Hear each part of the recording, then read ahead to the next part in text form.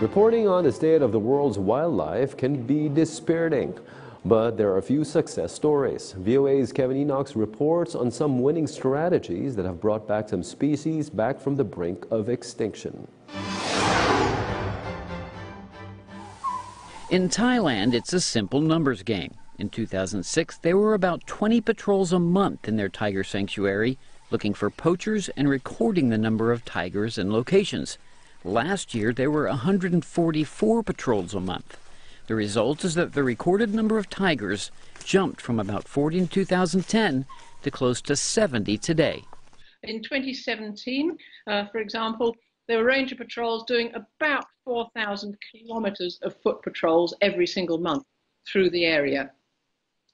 So to get this level of success, it actually is an enormous investment of time and money. Elizabeth Bennett from the Wildlife Conservation Society says the Thai government is willing to make that investment in their tigers because they see the big cats as a source of national pride and tourist dollars. The tigers are part of a recently released list of 9 animals that have come back from the brink of extinction.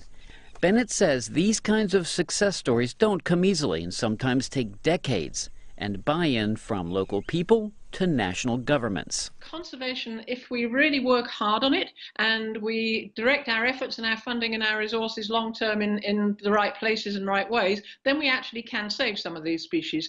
Species like humpback whales, which in some areas off the coast of Africa have bounced back to 70% of their pre-whaling numbers.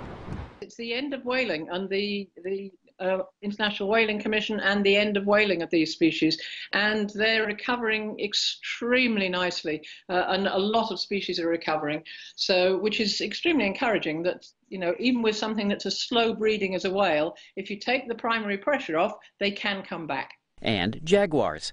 These cats have lost much of their habitat, but in some critical Wildlife Conservation Society controlled areas, they are increasing in number.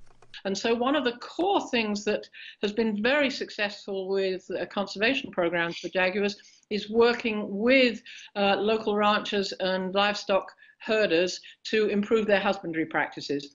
And basically, if you can corral the cattle at night, then jaguars will almost totally stop preying on them, and then the conflict disappears. A few other species that are heading back from the brink: the American bison. In Guatemala, the scarlet macaw.